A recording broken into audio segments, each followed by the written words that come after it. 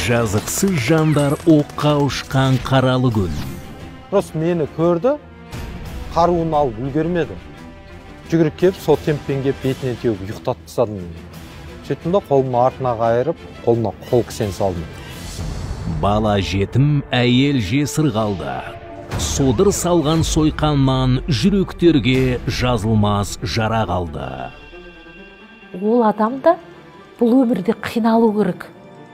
Қиындықтың жалпы қаншама адамның өміріне зиян келтіргенін сезіну керек.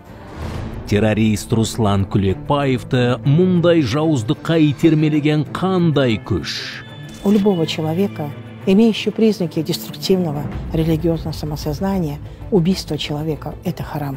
Это непозволительно в любой религии. Нет плохих религий, есть плохие люди.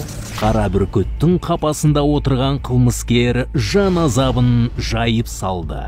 Кешегі жағдайды көрген кезде, Аллахи деймін да, мен сондай қатыгез болған екенмін ғой деймін да.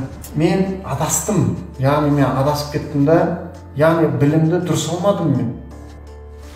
Адастырған ақиқат деректі фильмі 1 желтоқсан күні 20:30.